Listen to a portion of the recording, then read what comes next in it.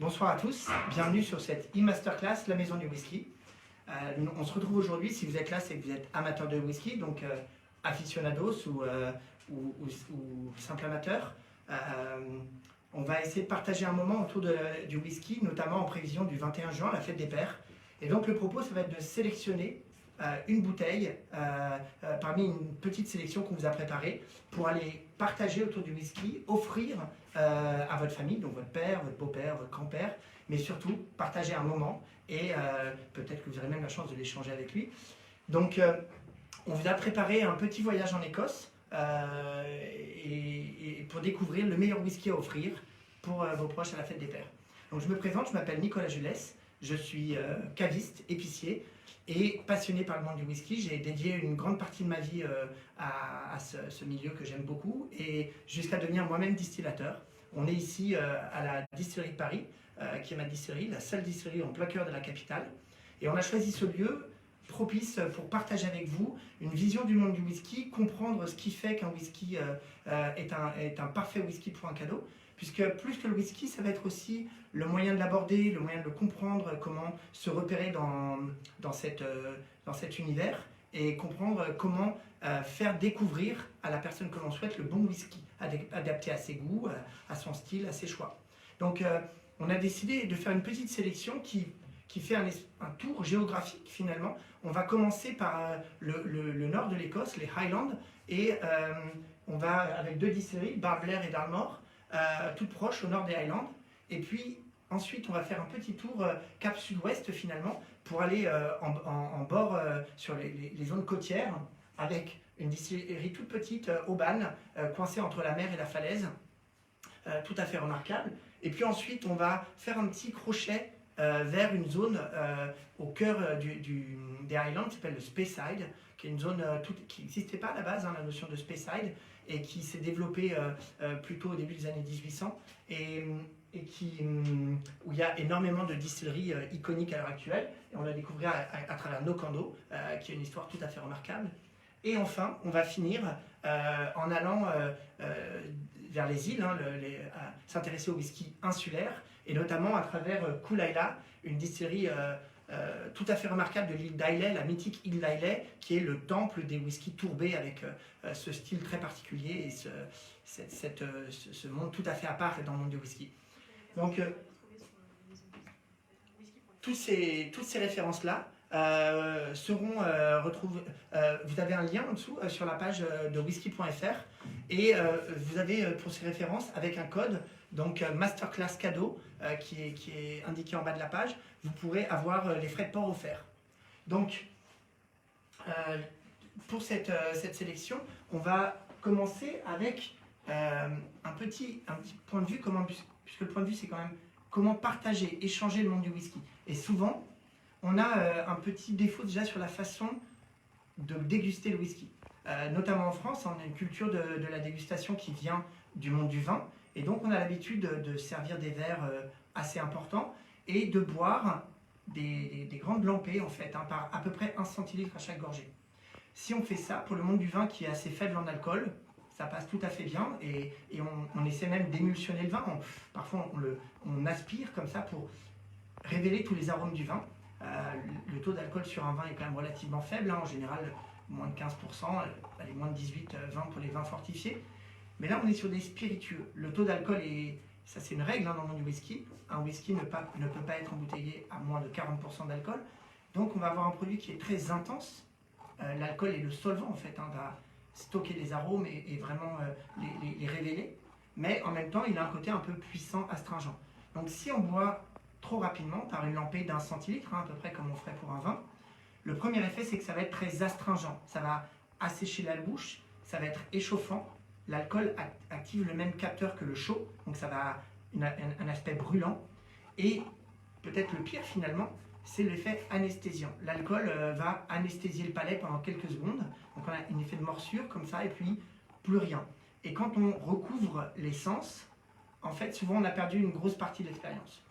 Donc ça c'est vraiment, déjà c'est mauvais parce que ça engendre une consommation, finalement ça amène au shooter, on se débarrasse un peu du whisky comme un mauvais médicament, alors que avec la bonne méthode, on va avoir une façon d'aborder le whisky beaucoup plus douce, beaucoup plus élégante, pour des moments vraiment incroyables. Il y a aussi un rapport finalement au coût, puisque si on boit le whisky comme un vin, chaque gorgée faisant 1 centilitre, 1 centilitre et demi, le coût de la dégustation va être relativement élevé. Là, on va vous montrer déjà, c'est peut-être le point le plus important à transmettre à des gens que vous voudriez initier et pour partager avec eux votre passion du whisky, c'est comment boire un spiritueux.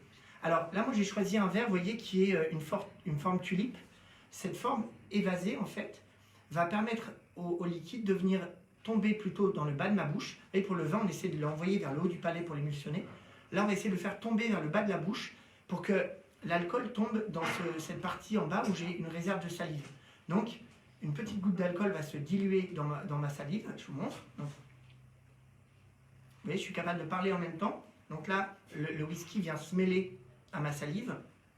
Et je vais pouvoir vraiment, comme ça, petit à petit, les arômes montent et j'ai vraiment la texture, la présence, la complexité aromatique. Et je prends un vrai plaisir. Ce qui est très intéressant aussi, c'est que vous voyez, là mon verre est quand même très peu plein, j'ai à peu près un demi-centilitre. Donc, je peux faire de nombreuses gorgées comme ça et ça va être un moment où je vais consommer assez peu d'alcool. On peut faire avec 1 centilitre, on peut facilement tenir une demi-heure, 20 minutes, une demi-heure. Le coût est moindre, le plaisir est décuplé et la consommation d'alcool reste beaucoup plus raisonnable. Donc c'est vraiment très important quand vous offrez une bouteille de whisky finalement d'avoir ce petit mode d'emploi donné avec parce que c'est la clé pour vraiment apprécier un whisky. Alors bien sûr un verre tulipe comme ça est un verre très adapté, mais en fait on peut avoir ce mode de dégustation très doux, y compris avec des verres tumbler, vous savez le verre droit qui est un verre à cocktail à la base, mais du moment qu'on boit doucement, on aura un petit peu moins de... le rentrée en bouche sera un petit peu plus brutal, mais quand même, si on le fait très doucement, on arrivera à le faire tomber sur le bas du palais. Il y a aussi un effet, c'est qu'au nez, ces verres tumbler, le nez tombe dans le verre et donc est très proche du whisky, on a un peu plus de puissance. Alors que les tulipes, comme ça, gardent le nez un petit peu à distance du jus et permettent d'avoir les arômes les plus délicats et les plus volatiles. Voilà, donc souvenez-vous, peut-être un des moments très importants, c'est comment on le partage avec par petites gouttes comme ça et on va prendre du temps et on va beaucoup apprécier le whisky. Donc on va commencer notre sélection, les petits tours d'Écosse finalement, par le nord des Highlands, avec une distillerie qui s'appelle Balblair. Donc Balblair c'est vraiment une très vieille distillerie des Highlands, une des plus anciennes. Et c'est une distillerie, donc quand on va vouloir la déguster, la première question qu'on va se poser, c'est pour comprendre le style du whisky et pour le choisir finalement on va dire pour son père, pour être simple, c'est la première grande différenciation dans le style du whisky va se faire au moment du maltage. Donc le maltage en fait c'est je vais faire un petit croquis. Le maltage c'est le moment où le malt va être transformé, l'orge pardon va être transformée en malt. Donc dans un single malt, la matière première c'est de l'orge maltée et donc le maltage, c'est assez simple, c'est que l'orge, c'est un grain avec de l'amidon, et cet amidon ne peut pas être transformé en alcool. Donc pour le transformer en alcool, j'écris à l'envers, excusez-moi. Pour transformer l'amidon en alcool, il va d'abord falloir le transformer en sucre. Et pour ce faire, on va utiliser la germination. Pendant la germination, la céréale va transformer son amidon en sucre plus simple qui, eux, pourront fermenter. Donc pour faire ça, on va faire simple. L'amidon, on va le mouiller, l'orge va être trempée dans l'eau, d'accord. Ensuite, elle va être sortie de l'eau et elle va commencer à germer. À partir du moment où il y a une petite radicelle et un germe, on sait que l'amidon est transformé en sucre. Par conséquent, la mission est faite, on va pouvoir fermenter. Mais si on continue, le germe et la racine vont manger leur réserve de nourriture, l'amidon, et donc on ne pourra pas faire d'alcool. Alors pour ce faire, il va falloir arrêter le processus et on va chauffer.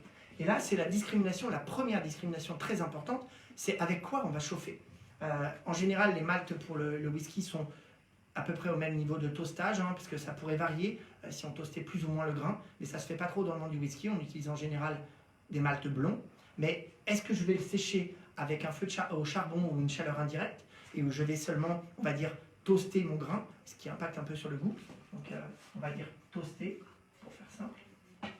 Ou alors, je suis dans une zone où je n'ai pas accès au charbon ou à des chaleurs plus douces et je vais utiliser la tourbe. Donc la tourbe, en fait, c'est un combustible qui est comme les tourbières, hein, la tourbe qu'on utilise pour planter. En fait, c'est des végétaux en putréfaction qui sont séchés et on va l'utiliser comme combustible. Et c'est un très mauvais combustible. Donc quand on va brûler ce combustible, il va énormément fumer. Et donc il va littéralement tourber le whisky, transférer le goût de la tourbe par la fumée, comme le principe du saumon fumé finalement. Donc ça, on voit que le premier moment où on va discriminer notre whisky, c'est est-il tourbé ou non tourbé. Et ça, donc ça se joue au moment du maltage. Donc si vous avez des questions, j'ai une petite oreillette, on va me les transmettre, n'hésitez pas. Mais là, donc on revient à notre sujet. Donc on a plein de bonjours, donc on leur dit bonjour aussi. Et c'est un vrai plaisir de partager. Pour ceux qui arrivent, je m'appelle Nicolas Jules, je suis caviste. Et je suis là pour partager un moment whisky avec vous, pour offrir une bouteille à la fête des pères. Mais bien plus que ça, c'est s'offrir avec un proche, son père, son beau-père, son grand-père, un moment privilégié sur la découverte et la dégustation du whisky. Donc le premier choix va être, est-ce qu'on a un whisky tourbé et non tourbé? Et donc avec ce premier whisky des Highlands, Balblair, dans la tradition des Highlands, on n'a pas de tourbe, et donc on a chauffé le malt avec une chaleur indirecte. Et là, je vois tout de suite au nez, on a un whisky qui est plutôt léger, aérien, on sent la céréale. Donc Balblair a des fermentations assez longues, 70 heures, et ça dégage des notes un peu comme ça, pomme verte, un peu vanillée. On a la maturation en barrique amène une note un peu vanillée comme ça, et puis avec une petite pointe d'agrumes aussi. Donc on a un whisky frais, léger, très typique des Highlands. Donc, vous voyez, je peux parler en même temps que je déguste. On a un whisky qui a cette notion de fraîcheur et avec une longueur comme ça sur cette note agrumes vanille, très agréable. C'est un whisky qui sera parfait pour quand il fait un peu chaud ou éventuellement pour un début, même en apéritif, hein, c'est un whisky qui a plutôt de la vivacité. Donc, on voit bien que pour le classifier, on est sur un whisky où le malt n'a pas été tourbé, donc un whisky plutôt frais, léger, aérien, typique des Highlands, parfait pour faire découvrir le whisky des Highlands avec son père ou un ami, et surtout pour partager autour de quelque chose qui est plutôt assez léger, assez frais. Alors ensuite, on va... alors on a une question, je crois.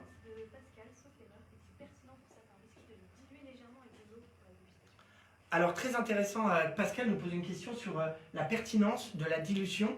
Donc je vais demander à mon assistante de m'apporter une bouteille d'eau, je vais le faire en même temps, excusez-moi. Alors je me permets un petit... merci, il y a une petite digression en fait. Souvent on parle de choisir une eau type une eau des Highlands ou une eau du Speyside, une eau écossaise. En fait, il faudrait vraiment être très très très pointu pour différencier... une eau locale, hein, ça n'a pas tellement d'intérêt. Par contre, sans faire de publicité, mais Volvic par exemple est une eau qui est très adaptée, assez peu minérale. En fait, il faut choisir une eau peu minérale. Mais on fera l'expérience de la dilution juste après. Mais avant, on le fera d'ailleurs avec notre second whisky, Dalmor. Donc Dalmor dans une édition qui s'appelle Cigar Malt. Et donc Dalmor, c'est une édition qui est elle aussi sur les Highlands, à quelques encablures de Balblair dont on a parlé avant. Finalement, c'est le bras de mer qui est juste en dessous. Et on reste dans la même culture du whisky. Sauf que, d'un certain sens, Dalmor est un whisky plus moderne, dans le sens où il y a un travail important qui est fait sur le type de vieillissement. Donc il y a quelque chose qui est plutôt arrivé, qui est né dans les Highlands à Glenmorangie dans les fin des années 70.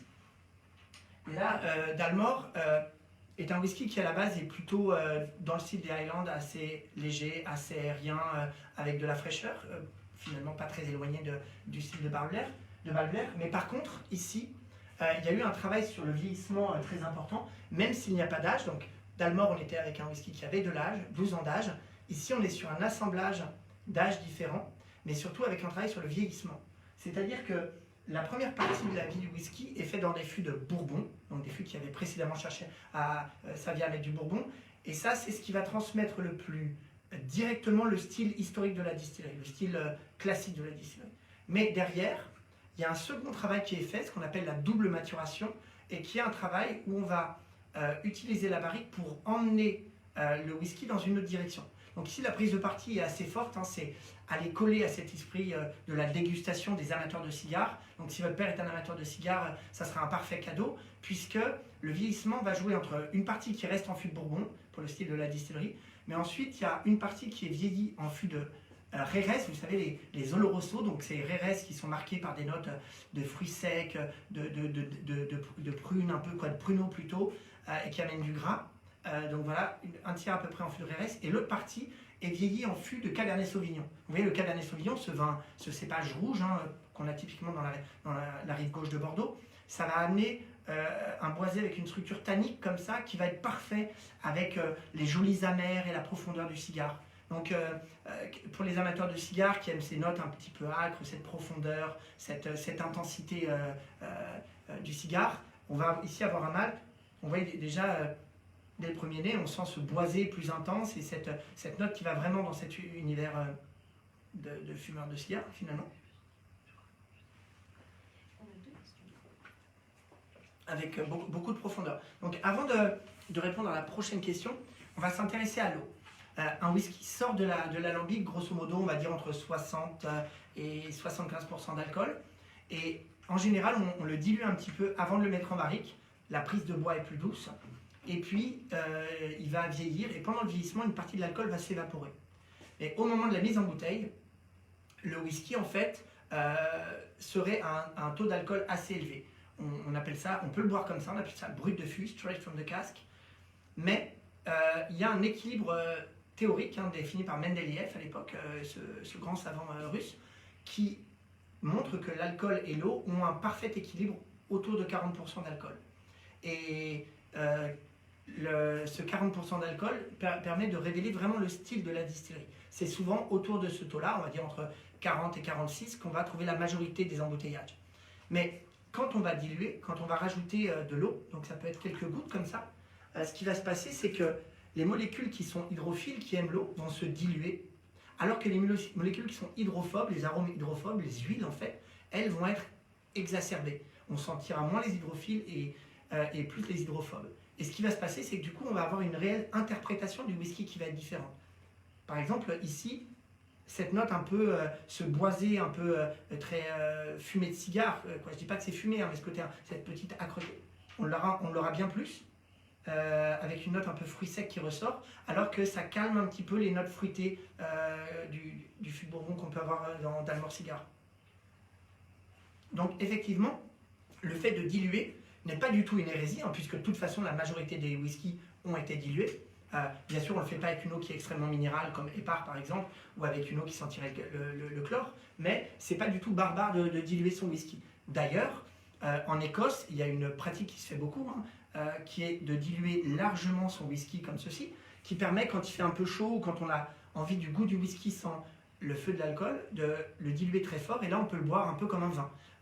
Les Japonais appellent ça mizuari, qui veut dire allongé d'eau, et c'est un cocktail tout à fait intéressant finalement, puisque c'est un cocktail, on l'a transformé. Donc là oui, je bois un peu plus à la manière d'un vin. Alors il y avait deux questions, je pense. Alors, il y a une question par rapport à la température. Ça, c'est très intéressant puisque, effectivement, on va considérer qu'il vaut mieux une température ambiante. Mais ambiante, ça veut dire grosso modo la température de la chambre, historiquement 16-18 degrés Celsius, où là, le whisky va vraiment révéler son style le plus caractéristique. Si on le boit à trop forte température, par exemple en plein cagnard en été, l'alcool qui est très volatile ressortirait beaucoup plus vite et beaucoup plus fort, et ça viendrait nous piquer le nez. Donc ça ne serait pas très intéressant. Par contre, on peut le boire éventuellement plus froid. On a un bénéfice en termes de texture, ça arrondit le whisky, ça le rend plus généreux, plus onctueux typiquement. Mais par contre, on perdrait un petit peu en complexité, puisque le froid compacte, les molécules tournent moins, ça resserre tout, et l'aromatique est moins disponible. Donc on gagne en texture, on perd en complexité, indéniablement. Il y avait une autre question peut-être ?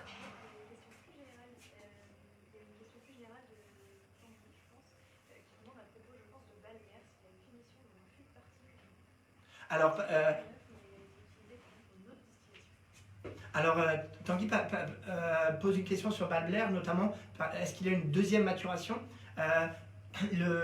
Donc, c'est pas la question, c'est est-ce que c'est des fûts neufs? Non, c'est des fûts ex-Bourbon. Mais par contre, il y a une partie de Barbler qui est dans les fûts de Bourbon qui ont été regrattés, rebrûlés. Et ce fait d'avoir été retoasté apporte ces notes un petit peu vanillées, apporte un style particulier à Balver. Pardon. Alors que sur Dalmor, là c'est vraiment la totalité dans une deuxième maturation qui est là, on va dire, presque aromatisante, qui va emmener Dalmor dans cet univers très cigare, on va dire.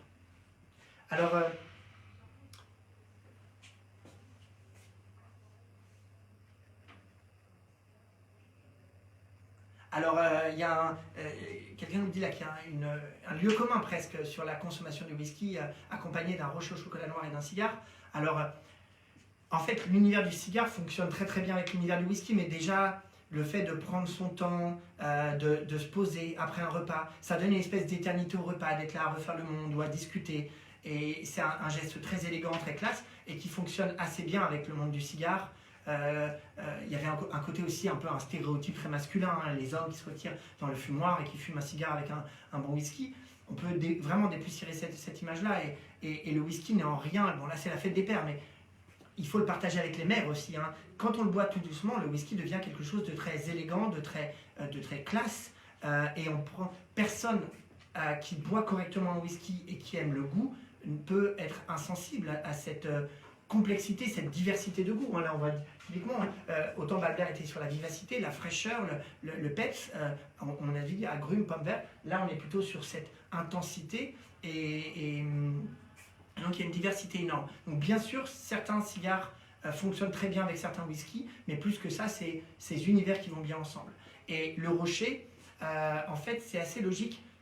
Il est assez plaisant, notamment il y avait un programme qui s'appelle Classic Malton Food qui Oban en faisait partie d'ailleurs, ou Nokando avec un foie gras qui était incroyable, mais associer un whisky avec un produit qui a du gras, clairement un petit peu de gras, comme le chocolat, comme le foie gras pour Nokando, en fait ça permet de napper les muqueuses, de les protéger un peu du feu de l'alcool. Et ensuite il faut savoir qu'on a les deux solvants, les meilleurs fixateurs, j'ai envie de dire, d'arômes qui existent, c'est le gras et l'alcool. Et donc en faisant ce fameux food pairing, comme les Six Classic Malt avaient proposé, ça permettait de fixer le gras et l'alcool ensemble et de faire des accords qui emmènent ailleurs en fait, et qui en même temps rendent le whisky très accessible et très agréable. Donc on voit bien que plus que le whisky, on dépasse le whisky pour passer des instants autour du whisky et découvrir les arômes, c'est vraiment ça l'intérêt.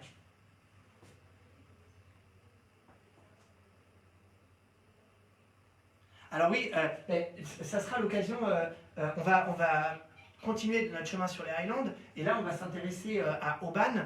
Donc Oban, c'est une petite distillerie des Highlands en fait, hein, qui est dans on dit les Western Highlands, donc c'est les whiskies en bord de mer. Cette distillerie n'a jamais pu grandir. C'est une des plus petites d'Écosse dans les distilleries historiques, parce qu'en fait, d'un côté, elle a la falaise, elle est à côté à la ville, donc elle n'a pas pu s'étendre de ce côté-là, et devant, il y a la mer. Et souvent, on a eu du mal à comprendre cette distillerie qui était un peu comme un ovni dans les Highlands. Donc, les Highlands qui normalement ont un style, comme on a vu sur Barber, assez végétal, un peu aérien, assez frais. Et là, on avait un whisky qui avait une intensité incroyable. Souvent, on a prêté ça aux embruns marins qui seraient venus fouetter les fûts. C'est pas du tout ça. Mais on avait du mal à comprendre cette intensité qui était presque comme cette minéralité qu'on adore dans les grands vins blancs, par exemple. Cette énergie qu'il y a. Et qu'on retrouve sur Oban, qu'on a souvent du mal à une puissance qui est plutôt structurelle que dans un volume boisé ou quelque chose comme ça. Et en fait, cette puissance-là, elle vient de la deuxième phase très importante pour laquelle on va composer le goût du whisky, j'ai envie de dire. On avait vu que le malt était une des premières segmentations, avec des malts tourbés ou non tourbés. Le deuxième moment capital pour créer du goût dans le whisky, en fait, ça va être la fermentation. Puisque ce malt, une fois qu'il est cette orge, une fois qu'elle a été maltée, on va la moudre, d'accord. La mouture peut impacter le rendement du whisky, mais n'impactera pas réellement son goût. Et ensuite, on va ajouter de l'eau pour faire finalement comme ce qu'on appelle un mou, un jus sucré, donc de l'eau plus le sucre du malt, hein, finalement. On va infuser ce malt dans l'eau, et ensuite, à travers un mash tun, donc pareil, il n'y a pas de grand impact sur le goût, mais plus sur le rendement. Et ensuite, par contre, on va transférer ça dans une cuve de fermentation où le mou, donc mou ça veut dire jus sucré, hein, Le jus de raisin, par exemple, est un mou qui va plus tard donner du vin. Le mou est associé aux levures. Et les levures sont des micro-organismes, comme des bactéries finalement, sauf que ce sont des bactéries qui ont muté et qui ont été capables de développer une arme chimique pour se protéger justement de leurs compétiteurs. Et cette arme chimique, c'est de l'alcool, de l'éthanol. Et donc, à ce moment-là, mou plus levure, ça va donner de l'alcool, du CO2, mais aussi du goût. Déjà, les levures elles-mêmes créent ex nihilo du goût. Quand on dit qu'un vin a des notes de poire, d'agrumes, de violette, etc., c'est pas une vue de l'esprit, c'est souvent les levures qui ont créé la molécule. Mais après, il y a une autre façon très importante de créer du goût, c'est que la fermentation va créer de l'alcool, du CO2, du goût, mais elle va créer de l'acidité. Et quand on a de l'acidité, un acide et un alcool, si on les laisse longtemps ensemble, ça va donner un nouveau type de molécules qu'on appelle des esters. Et ces esters sont des précurseurs incroyables d'arômes. Et plus on attend, plus on a des fermentations qui durent, plus ces esters vont devenir nombreux. Donc plus on va gagner en intensité et en complexité. Et dans le monde du whisky, de nombreuses distilleries sont autour de 50 heures à peu près de fermentation. Il y a toute une partie des fermentations assez longues, on va dire entre 60 et 80-90 heures. Et là, sur Oban, on est sur une des fermentations les plus longues d'Écosse qui va durer 110-115 heures. Donc, cette petite distillerie affecte beaucoup ses rendements, puisque si elle faisait des fermentations plus rapides, elle aurait plus de rotation. Mais c'est dans le style intrinsèque de cette distillerie de faire des whiskies qui tirent leur puissance, leur énergie de cette très longue fermentation. Donc, vous voyez, souvent on a du mal à comprendre cette espèce d'ovni qui est Oban et qui est un whisky tout à fait incroyable, qui a été vraiment un whisky iconique dans la découverte des single malt écossais, mais c'est de cette fermentation très longue que Oban va tirer son style.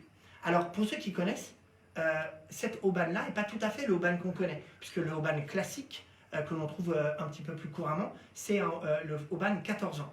Or celui-ci n'est pas un Oban 14 ans, c'est un Oban qui a 14 ans, plus quelques mois de passage dans un fût qu'on appelle en fait, c'est des finaux, donc des fûts qui sont dans un type de xérès, de Jerez, sherry, mais qui sont très oxydatifs. C'est l'ancêtre du vin jaune, on va dire. Certains xérès peuvent être très gourmands, certains peuvent être très sucrés. L'Oloroso, dont on avait vu tout à l'heure sur Dalmor, était plutôt sur des notes fruits secs, amenait beaucoup de gras.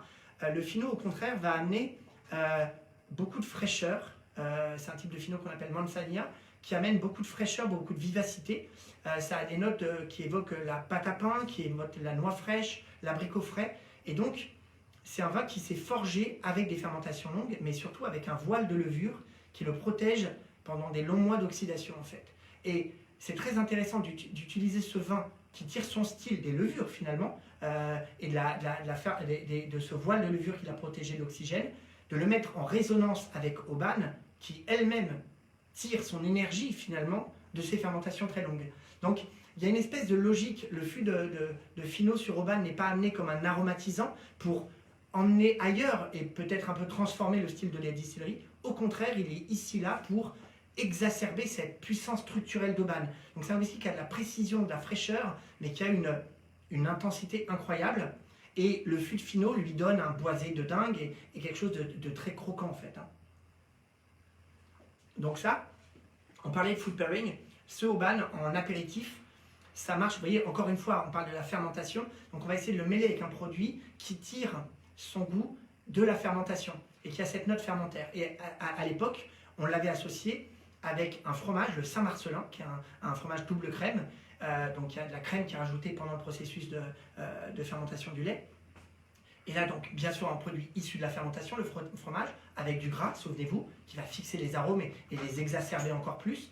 Et là, un petit toast de pain avec un Saint-Marcelin à peine, pas trop fait, qui reste justement fermentaire. Et avec Oban, on a un accord absolument incroyable. Donc, on est pile dans la thématique, en fait. On n'est plus là pour offrir un whisky à son père ou son beau-père ou son grand-père, peu importe.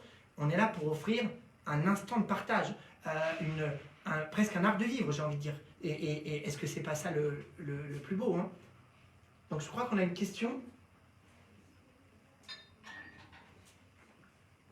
Alors, on a Jean-Noël, je crois qu'on me dit qu'il a testé Auban avec le saumon fumé. C'est un accord qui peut marcher. Pourquoi? Le saumon est gras. Et le saumon, pour tenir le saumon, vous voyez même dans les vins, on va essayer, c'est pas si simple avec le vin parce qu'il faut justement des vins qui aient beaucoup de minéralité, peut-être comme un chablis, mais en même temps, ça supporte pas toujours, il faut aussi amener du boisé. Or les chablis n'aiment pas trop les boisés trop marqués, et avec le whisky ça marche très bien. Et comme Auban a cette structure minérale et en même temps cette profondeur, ça marche bien.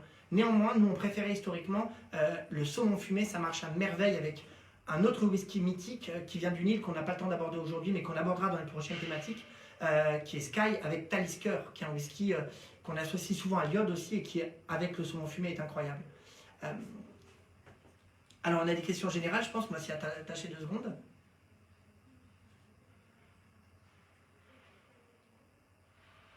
Alors, par rapport à la dilution, si on dit degré naturel à 56, ça veut dire naturel, ça veut dire qu'en fait, c'est par le simple fait du vieillissement qu'il a perdu par la fameuse part des anges. Alors, il faut quand même être clair, c'est qu'au début, admettons si le whisky a été distillé à 70% d'alcool, souvent, il est entonné autour de 63,5%. 63,5% d'alcool, pour que la prise de bois soit plus douce. On évite, ça peut se faire, mais c'est pas si, ça peut être un peu touchy de mettre un whisky à plein pourcentage, notamment au-delà de 70 dans une barrique. Donc on préfère les réduire un peu. Et ensuite, donc, c'est quand même ce qu'on appelle degré naturel à 56. Parfois, il peut aussi y avoir un whisky qui sort un pourcentage d'alcool naturel, admettons par exemple à 58-60, et qu'on le réduise un tout petit peu à 50 ou 55, à un moment où à la dégustation, on trouve que le whisky a trouvé son équilibre. D'accord? Mais n'oubliez pas quand même que si la réduction est bien faite, il y a quand même une vérité. Parfois, les amateurs de whisky ont tendance à snobber les whiskies qui sont autour de 40. Hein. Il y a quand même une vérité physique, c'est que le mélange eau-alcool a son point d'équilibre, d'harmonie finalement, autour de 40% d'alcool. Donc, une bonne réduction autour de 40% d'alcool est toujours intéressante. Compliqué, mais très intéressant d'un point de vue gustatif. Il y avait d'autres questions. Alors, Marie nous pose une question sur les pierres à whisky. Sont-elles efficaces? Alors, c'est un bel objet. Bon, il faut bien les nettoyer déjà, c'est un truc, mais en réalité, elles ne sont pas efficaces. Il faut savoir que si vous mettez une pierre à whisky, même très froide, on va dire un super congélateur à -30, la pierre à whisky va très peu refroidir votre whisky. Un petit peu, hein, toujours, mais très peu. Puisque quand vous mettez un glaçon, c'est pas la température de la glace qui fait refroidir votre whisky. C'est le fait que quand la glace fond, au moment où elle fond, elle capte énormément d'énergie. C'est un processus, c'est une explication chimique qu'on n'a pas le temps d'expliquer là, mais c'est le changement d'état de la glace qui capte énormément de température. D'ailleurs, on peut abaisser un cocktail à -4, -5 degrés Celsius avec de la glace à 0 degrés Celsius.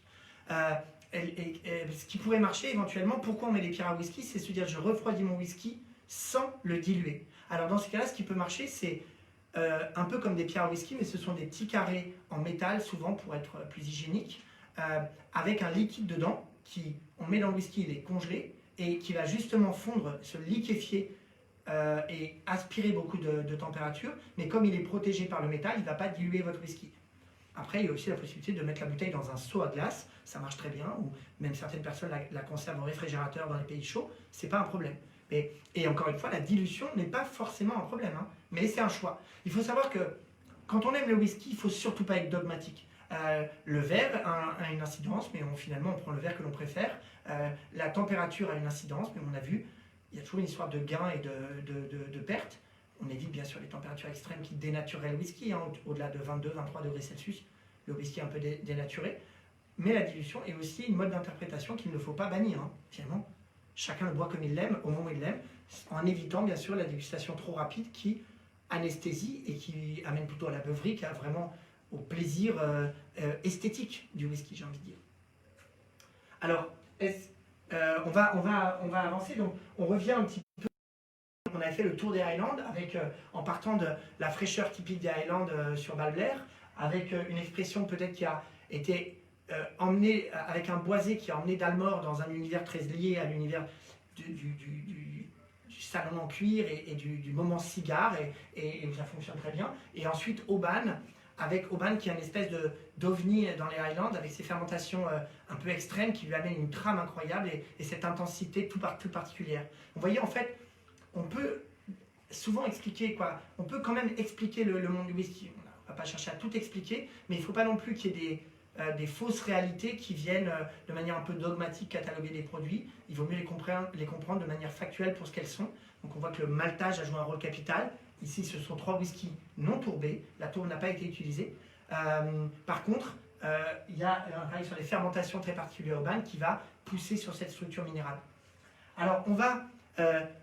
donc, vous voyez, là, on était dans le nord des Highlands. On a été avec Oban au bord de mer. Donc, ce n'était pas les embruns marins qui façonnaient. Par contre, pour revenir sur une notion de terroir, clair, c'est que les gens qui sont au bord de mer ont un rapport aux éléments tout à fait différent.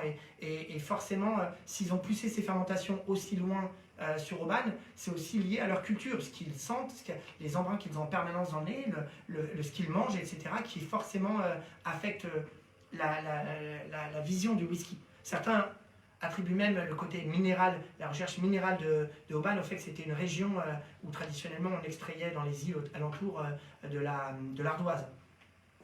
Alors là, on va aller sur une autre région. Donc la région, peut-être l'image d'Épinal qu'on a de l'Écosse, hein, c'est le Speyside.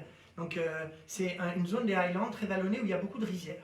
Et il faut savoir que pour faire un whisky, il faut énormément d'eau. L'eau à ce moment-là n'est pas vraiment utilisée. L'eau n'a pas un impact colossal dans le goût du whisky, contrairement à ce qu'on dit souvent. Mais l'eau est très importante parce que c'est elle qui va permettre de refroidir les alambics. Et là, on va consommer énormément d'eau pour refroidir les alambics.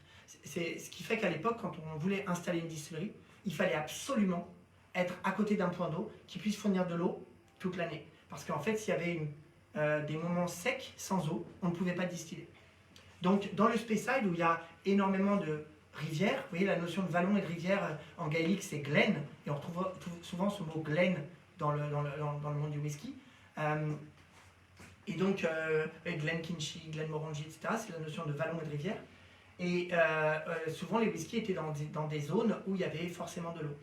Et le Speyside, regorgeant de rivières, on a eu énormément de distilleries qui s'y sont développées. Mais à la base, dans le Speyside, on avait amené, c'était des gens qui avaient le goût des Highlands, mais qui ont amené assez tôt une certaine technicité, qui a amené un style qui à la fois était avec du caractère, mais en même temps qui avait une certaine rondeur, une certaine opulence. Ça, c'est le style classique du Speyside, qui est aujourd'hui la plus grosse des régions de production en Écosse, hein, avec le plus de distilleries. Et on a ici un représentant un peu atypique, Knocando 21 ans. Donc certaines personnes parfois ont tendance à juger Knocando comme un whisky un peu classique. On se dit ouais, on connaît, et pour cause, ça fait partie des distilleries qui ont très tôt vendu du single malt, notamment en France, donc qui font partie de notre paysage collectif. Mais comme on avait vu sur Oban, en fait, c'est une époque où on analysait peut-être moins les whiskies, on en buvait plus qu'on ne les dégustait, et on est passé à côté, je pense, de ce qu'est Knocando. En fait, Knocando, c'est un whisky qui a toujours forgé son style sur une vision du vieillissement liée aux saisons. Donc, ils avaient une vision un peu passéiste qui disait les whiskies ne peuvent pas avoir le même goût selon les saisons, puisque historiquement, le whisky était un produit qui était plutôt distillé à la mauvaise saison. Quand ça s'est professionnalisé, on a distillé toute l'année. Et donc, ils ont continué à classer leur whisky par saison de distillation. Et ensuite, ce sont des gens qui venaient du monde du vin. En fait, ceux qui ont créé Knocando venaient du monde du vin. Ils ont fait faillite suite au phylloxéra et ils se sont mis dans le monde du whisky. Donc, ils ont beaucoup de codes qui viennent du vin, la saison, etc. Et donc, ils ont ensuite assemblé ces saisons de distillation comme des cuvées. Ils avaient plusieurs cuvées. Et ils ne mentionnaient pas d'âge, ni de millésime. Mais on leur disait que comme ils faisaient des small batch, des petits lots littéralement, ils embouteillent par petits lots, d'un lot à un autre, on pouvait avoir une variabilité.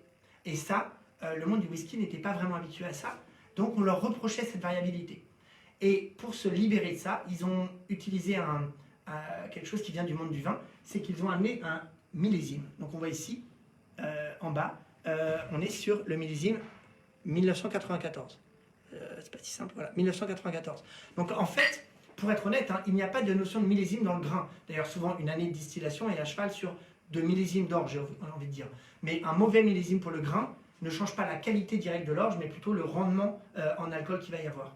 S'ils ont mis une notion de millésime, c'est pour dire, attention, d'un lot à un autre, il peut y avoir une variabilité. D'ailleurs, Oban, on avait parlé de Oban 14 ans. Auban 14 ans a une promesse sur une certaine constance. Notamment, on fait un assemblage toujours du lot précédent, à peu près un tiers, avec 2 tiers du nouveau lot pour assurer la constance. Mais Auban Distillers Edition, qu'on a vu tout à l'heure, est aussi un petit lot. Et vous voyez au-dessus du nom, il y a marqué distillé en 2003, mis en bouteille en 2017. Et donc, cette utilisation du millésime, ils ont pris l'idée à Nocando et ça vient de l'idée de faire accepter une variabilité. Parce qu'on est sur du small batch, petit lot. Donc déjà, on voit que intrinsèquement, Nocando est un small batch. Et ensuite, notamment les gens du marketing et du commercial leur ont dit vos histoires là, de millésime, etc., on ne comprend rien. Mettez-nous un âge, c'est le truc que tout le monde comprend dans le monde du whisky. Et donc, ils ont mis un âge pour faire plaisir à tout le monde. Mais en fait, ils ne respectent pas cet âge. Ils n'ont pas le droit de mettre en dessous, ce serait illégal. Mais si on regarde ici, on voit que ce Nocando est en 1994. C'est une bouteille qui a été mise en bouteille cette année, donc on est en 2000. Donc en fait, ça ne fait pas du tout 21 ans, ça fait 26 ans. Donc ce qui est marrant, c'est que ce whisky qu'on achète pour un 21 ans, en réalité, est un 26 ans. Il se joue même de nous en mettant le millésime sur la bouteille. Donc c'est assez intéressant parce que ce whisky est un whisky atypique, un small batch du Speyside, avec un âge qui en fait est beaucoup plus jeune que ce qu'il est réellement. Donc c'est marrant, ce whisky qui a une image plutôt traditionnelle est en fait plutôt un électron libre dans le monde du Speyside. Et alors vous remarquerez aussi cette couleur très intense. Donc on est sur un whisky qui a de l'âge, qui a 26 ans pour cette mise en bouteille, pour ce batch. C'est quand même tout à fait remarquable. Et on voit qu'on a un whisky qui a un style très marqué par le fût de sherry. Mes verres ont été mélangés. Voilà, excusez-moi. Donc là, on est sur un fût de sherry, un Xérès, donc, qui va amener des notes de fruits secs, ces notes très gourmandes et aussi beaucoup de gras. Et avec les notes, on va comprendre qu'avec les notes un peu céréales, un petit peu presque vanillées qu'amène le malt, associé à cette note un peu beurrée, un peu caramel qu'amène le sherry, on va avoir une impression un petit peu comme ça, caramel au beurre salé, j'ai envie de dire caramel au beurre. Donc cette onctuosité intense qui est absolument parfaite. Donc on parlait de food pairing tout à l'heure, ça avec un foie gras, c'est absolument incroyable, bu comme ça, en toute petite gorgée. Et donc là on a un whisky qui est vraiment très typique du Speyside, mais qui a cette espèce de profondeur et cette espèce de sagesse qu'amènent des whiskies d'un certain âge, 26 ans. Vous voyez, si vous offrez ça à votre père ou votre beau-père, il y a le truc un peu marrant de lui dire voilà, c'est un 21 ans, mais en fait, je te montre que c'est un 26 ans, et c'est assez drôle. Donc à la fois, c'est un Speyside, c'est un vieux whisky, donc qui amène une idée un peu classique comme ça, et en même temps, c'est un vrai électron libre du Speyside. Alors il y a aussi une qualité, quand on fait des cadeaux, il y a toujours la notion de prix aussi. Et d'ailleurs, je rappelle, la façon de le boire change considérablement. Admettons un whisky à 70 €, quand j'ai 1 centilitre, comme ça fait 1 € la dose. Si je la bois en une demi-heure, c'est un moment de plaisir incroyable, un moment d'échange incroyable, pour une somme qui reste relativement modique quand même. 1 €, c'est le prix d'un café dans une mauvaise gare. Ou un mauvais café dans une bonne gare. Mais en fait, là, dans cette gamme-là, donc juste pour situer un petit peu les prix, Barrel Blair, donc la fraîcheur des Highlands, comme ça, on était à 62 € sur le site. Dalmore Cigar Malt, donc ce travail de boisé avec des whiskies assez âgés qui rentrent dans la composition et qui vont amener cette intensité très propice à la dégustation d'un grand cigare. On est à 113 €, donc sur une édition haut de gamme de Dalmore, très réussie. Auban, sur le Distillers Edition, donc ce Highland avec cette structure incroyable, cette minéralité dingue et avec cette utilisation très smart du fût de sherry à la fin pour lui amener, lui protéger, j'ai envie de dire, cette note fermentaire. On est à 79 €. Et là, donc Nocando, on se dit à 26 ans, on a peur un peu de crever le plafond et d'être sur un whisky très cher. Et en fait, Nocando fait vraiment partie des pépites pour les amateurs, avec un whisky qui offre un rapport qualité-prix incroyable. Donc là, on est sur un whisky qui annonce 21 ans, qui en vérité 26, et qui affiche 66 € en fait. Donc ça, c'est vraiment un cadeau assez intelligent. Même souvent, les amateurs de whisky, et c'est cette sélection qui est quand même drivée par le bon rapport qualité-prix, le rapport aussi entre le plaisir, la découverte et le prix, puisque quand même un cadeau est toujours limité aussi par son prix. Et en fait, sur Nocando, même les amateurs, en fait, je les invite à redécouvrir nos Cando et à prendre plaisir à ces vieux whisky qu'on déguste de moins en moins, hein, puisque les vieux whisky se font un peu plus rares et un peu plus chers qu'avant. Là, on est encore sur des whiskies qui offrent des rapports qualité-prix complètement incroyables. Encore une fois, hein, je vois que vous avez eu beaucoup d'intérêt sur le food pairing. Testez nos Cando 21 ans sur un pain toasté, vous voyez, pour révéler un peu le côté maltais, faire ressortir la céréale elle-même, hein, la matière première du produit. Et avec un foie gras qui allie cette note un peu sweet du foie gras et cette minéralité, c'est un moment incroyable. Ça change un peu du sauterne, hein, du sucre. Donc on a la puissance, la gourmandise sans le sucre, qui pour une entrée est bien plus agréable et puis en plus c'est original. Donc on va... Il y a une question, non? Alors, là, on va continuer notre périple. Hein. On a fait les Highlands, on a fait le Speyside, et là, on va se tourner sur un des grands styles écossais. Les amateurs ont l'impression que c'est un style très connu et que c'est un lieu commun quasiment dans le whisky, mais non. Là, on va aller sur les whiskies des îles, et notamment la tourbe. Donc, on revient à notre tableau du début, hein, avec cette... on revient à la toute base, le malt, qui ici, contrairement à notre précédente, au reste de la sélection, n'a pas été séché avec une chaleur douce, indirecte comme le charbon. Non, ça a été séché avec un feu de tourbe, donc ce combustible local, très naturel, mais en même temps qui est un mauvais combustible. Donc un mauvais combustible fume énormément, et ça va littéralement fumer notre grain. Donc le grain va, comme un saumon fumé, avoir pris le caractère de cette fumée, et avoir pris une signature aromatique tout à fait particulière. Alors, c'était quelque chose qui était typique de l'île d'Islay. Pourquoi? Parce que les gens, quand il y a eu la modernisation du whisky, l'arrivée du charbon, eux, pour des problèmes logistiques, encore maintenant, hein, c'est plus de 3 heures de ferry pour aller sur Islay, la mer n'est pas toujours très, très facile et très praticable, et donc ils n'avaient pas toujours accès au charbon. Donc, ils sont restés un peu contraints de continuer avec la tourbe. Et certaines distilleries, avec la modernisation, ont réussi à s'affranchir de la tourbe. Ça a été un grand mouvement hein, dans le whisky des îles qui sont affranchis de la tourbe.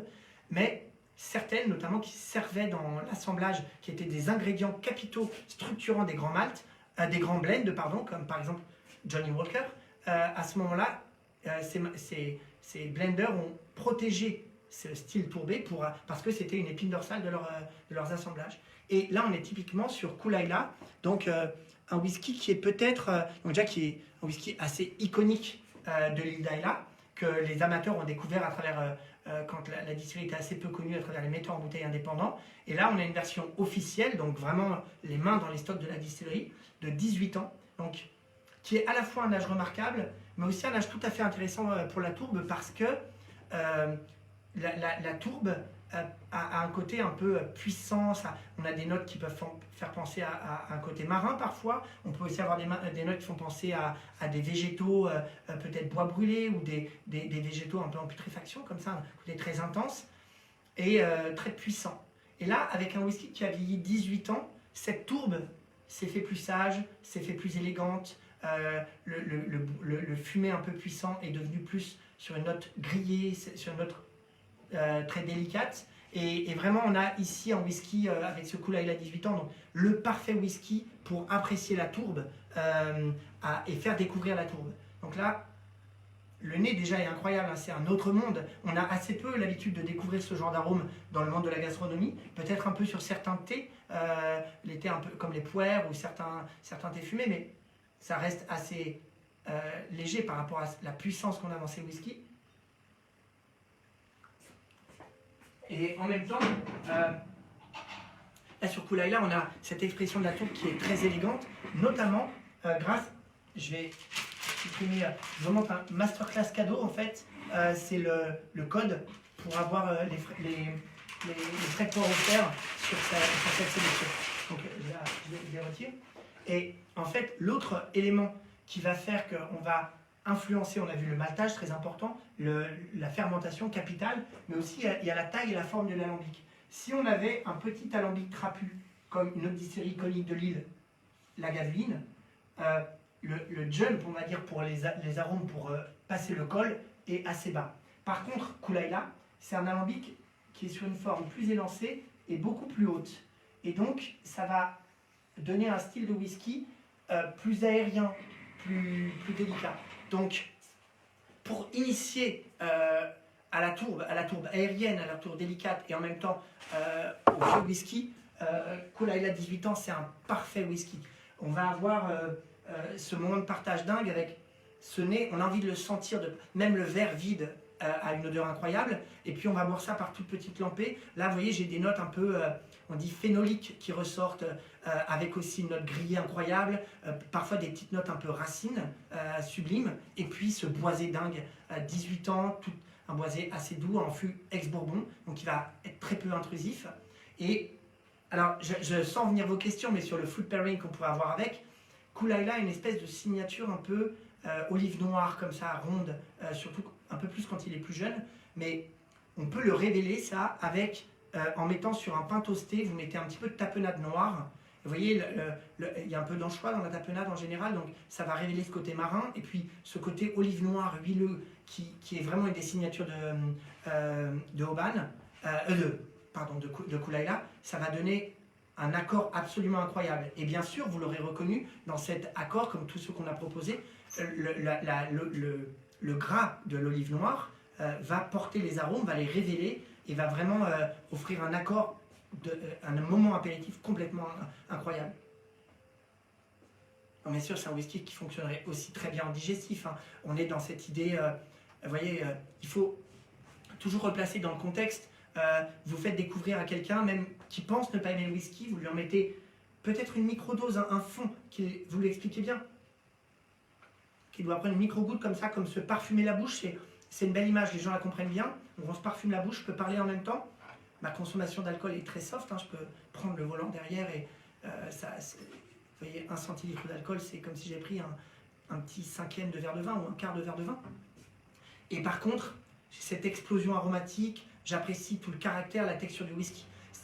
C'est pas une dégustation violente, c'est pas une dégustation, non, c'est une dégustation qui est vraiment dans le beau moment. Et qu'est-ce qu'il y a comme plus beau cadeau pour la fête des pères ou pour n'importe quelle fête finalement, qu'avoir initié, partagé, échangé quelque chose. Partager du temps et partager des émotions, c'est le plus beau des cadeaux, surtout ce qui laisse les plus grands souvenirs. Voilà. Donc je crois qu'on a 2-3 questions.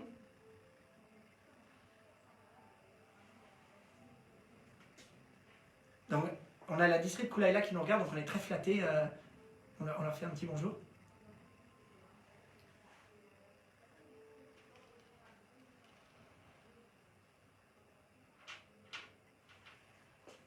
Alors, après, on a des questions un peu d'ordre général. On va peut-être en prendre une ou deux parce qu'on va étirer le moment. J'adore passer ces moments-là avec vous et on va essayer de tirer un peu le temps, même si on dit qu'on arrive au bout de la session. Ceux qui veulent peuvent rester encore un petit peu. Et donc, je vais quand même faire un petit rappel. En fait, si on est là, on prétexte parler de whisky, mais en fait, on ne parle pas de whisky, on parle d'échange, d'instant, de passion et de... J'espère que vous entendez la passion dans ma voix. Hein, c'est avec beaucoup de plaisir que je partage ce moment avec vous. Et en fait, on partage les émotions. Et le whisky, moi ce que j'aime c'est passer les clés aux gens, j'espère vous passer les clés pour apprécier ces whiskies, mais bien plus que ça pour les échanger, les partager avec vos proches, avec votre père, mais mettez votre mère dans la balance aussi, mettez-la, amenez-la dans ce monde du whisky, plus on partage et plus c'est intéressant. Et donc on fait un petit rappel sur cette démarche, on a commencé par Bar Blair, typique des Highlands, sur la fraîcheur, la légèreté, Dalmore qui offre une signature, une expression des Highlands qui l'emmène dans un autre univers en utilisant la technique de la double maturation notamment, donc triple ici finalement, pour aller sur un univers très cigare, le côté, cet univers très particulier qu'ils ont cherché à montrer avec beaucoup de talent. Et puis là, derrière, on file vers les bords de mer avec Oban, je les ai échangés. Donc Oban, qui est un whisky, moi j'aime beaucoup parce que il a cette signature où la matière est exprimée grâce à ses longues fermentations dans une énergie qui n'est pas celle de la tourbe. Parfois on cherchait un peu une explication et là on voit cette trame dingue et c'est un peu dans la tendance. On aime les vins qui ont de la minéralité, on aime les produits qui parlent de la matière première et là on l'a vraiment. Avec ce choix de la double maturation qui est assez sage et précise pour ne surtout pas écraser le whisky. On n'est pas sur une double maturation aromatisante, mais qui porte cette distillerie incroyable qu'on a un peu oubliée. Oban a été très à la mode dans les années 2000, fin des années 90, début des années 2000, et c'est une distillerie qu'on a un peu oubliée au profit de beaucoup de distilleries qui émergeaient. Et moi j'ai toujours beaucoup de passion à la redécouvrir. Et puis, la tourbe, alors, Kool-Aid, vous voyez, c'est un 18 ans, 114 €, donc c'est un mythe à 114 €, ce qui reste, pensez, hein, 114 €, c'est une petite somme à sortir au début, mais divisez ça en 70 moments incroyables. Donc là, ça fait même pas 2 €, 1,50 € le moment, donc ça doit se partager, c'est là où il prend toute sa valeur, ça fera des souvenirs incroyables, et puis on est, les aficionados du whisky ont certainement eu des tonnes de moments d'émotion avec Kool-Aid. Parfois, on a recherché des versions un peu collector, des versions rares, etc. Et on passe peut-être à côté du principal, hein, l'évidence de ces versions officielles qui sont les dernières à offrir des rapports qualité-prix de dingue. Et quand on les goûte à l'aveugle, qui quand même ont la vérité de la distillerie, c'est l'officiel. Hein. Et ça, surtout, vous voyez, dans cette sélection, que ce soit les 2 premiers Highland, et puis après, Oban, on reste moins de 80 € pour une double maturation, un whisky qui a presque 15 ans, et surtout qui est mythique et incroyable. Et puis après, Nokando, un 21 ans, qui en réalité en a 26, à 66 €, donc ça c'est presque c'est un peu l'ovni du Speyside qui s'offre à un prix très raisonnable, et qui offre des moments de dingue. Testez-le. Alors, on parlait de tout l'univers du chocolat, etc. C'est fantastique, mais testez-le avec le foie gras. Ça révolutionne le foie gras, ça redonne tout le plaisir de partager un foie gras et de redécouvrir au moment du foie gras. Et puis, Kool-Aid, incroyable, quoi. Donc, j'espère qu'on vous a offert 5 bonnes raisons de partager le whisky, de découvrir le whisky. En plus, je rappelle le masterclass tiré du 6 cadeau pour bénéficier du port gratuit. Et surtout, j'espère que vous a donné tous les tricks un peu pour aller échanger ce monde du whisky. Donc c'est une aventure en 3 volets, j'ai envie de dire. La semaine prochaine, on reprend à la même heure, même jour, même heure, pour aller découvrir d'autres distilleries mythiques, s'offrir d'autres instants. Je compte sur vos questions aussi par rapport au food pairing, etc. pour nourrir le débat. Merci beaucoup pour votre présence, pour toute la dynamique que vous amenez à travers vos questions. Donc pour faire durer le moment, je vais en prendre encore 2 dernières, et puis ceux qui veulent rester pour finir ces 2, je vais finir en sentant Kool-Aid.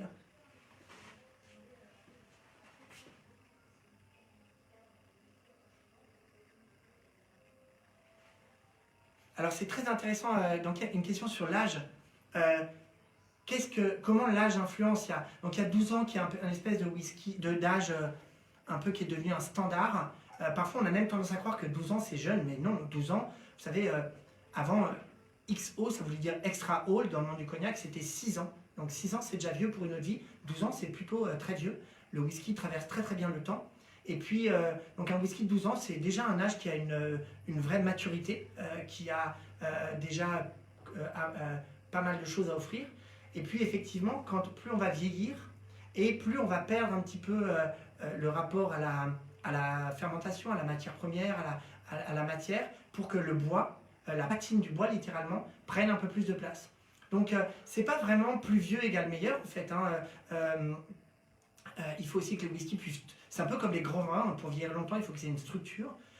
Et c'est pour ça que dans la sélection qu'on a faite, on a focalisé pour les whiskies âgés, comme Nokando ou Kool-Aid, des whiskies qui ont une structure, ou Oban bien sûr, hein, qui a presque 15 ans.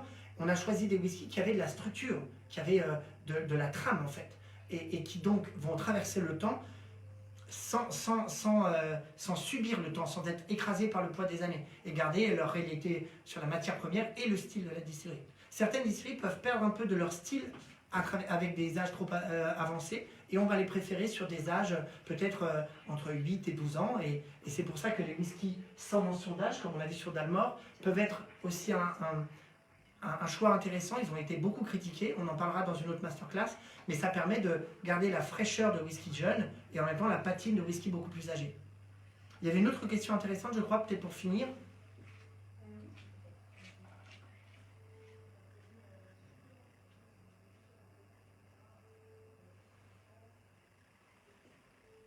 Alors, il y a une question sur le caramel colorant. Donc justement, on peut parler dans ces 3 masterclass qu'on va faire, il n'y a aucun tabou. Et vous voyez, par exemple, si on prend Balbler, on est sur un whisky qui est mis en bouteille sans filtration, sans coloration, il est très clair. alors que certains whiskies, donc le sherry cask colore beaucoup, mais en général, les whiskies qui ne sont pas en petits lots ont tendance à être, on stabilise un pantone, j'ai envie de dire une couleur, en corrigeant avec le caramel. Mais le caramel, c'est pas du tout le caramel, c'est pas du tout le caramel tel qu'on l'envisage, hein, ce sucre brûlé qui a un joli goût, et donc on pourrait imaginer quelque chose qui à la fois sucre le whisky et qui en même temps l'aromatise. En fait, ce qu'on appelle caramel, c'est burnt sugar, c'est un additif alimentaire, donc naturel, hein, mais c'est du sucre brûlé, qui va plutôt être amer que sucré, hein. Il a perdu son pouvoir édulcorant. Par contre, c'est un énorme colorant. C'est un colorant très puissant qui est utilisé d'ailleurs les restaurateurs l'utilisent beaucoup, mais même chez les traiteurs, etc. Les plats préparés, quand il faut colorer en marron, on utilise du sucre brûlé. Et c'est un colorant très puissant. On en met une toute petite quantité pour colorer une masse très importante de whisky, donc ça n'a pas d'impact direct sur le goût.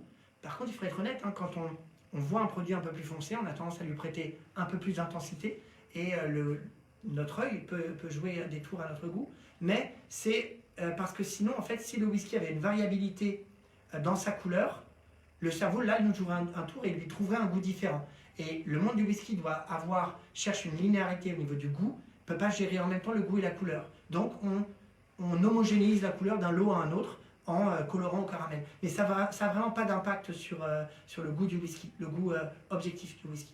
Donc, c'est vraiment quelque chose. Parfois, c'était fait au début, il y a quelques années, quand on découvrait toutes les petites techniques du whisky, on était un peu dogmatique, on s'offusquait un petit peu, etc. Avec la maturité, l'expérience, on voit qu'en fait, c'est une technique qui est pas du tout problématique, qui n'est pas intrusive dans le goût et qui est pour amener une stabilité sur la couleur. Il faut être honnête, hein, si on voyait un rayon avec des bouteilles de différentes couleurs parce qu'on est passé d'un lot à un autre, on trouverait ça bizarre et c'est pas plus mal de stabiliser. Voilà. Donc on va s'arrêter sur cette dernière question. On vous remercie aussi pour tous ces commentaires qu'on me dit un peu à l'oreillette et que je dirai avec beaucoup de plaisir après. Pour ma part, j'ai un plaisir fou à partager ces moments avec vous. C'est la première d'une série de 3 masterclass, donc même jour, même heure la semaine prochaine. Et on abordera d'autres whiskies incroyables, d'autres distilleries incroyables et surtout d'autres moments incroyables à partager, à échanger pour initier des amis et faire que ces grandes bouteilles de whisky soient transformées en souvenirs et en émotions. Voilà, donc merci à vous, merci pour votre patience, pour votre passion, pour votre intérêt, pour vos questions surtout. Et je vous retrouve la semaine prochaine avec grand plaisir. Au revoir, à bientôt.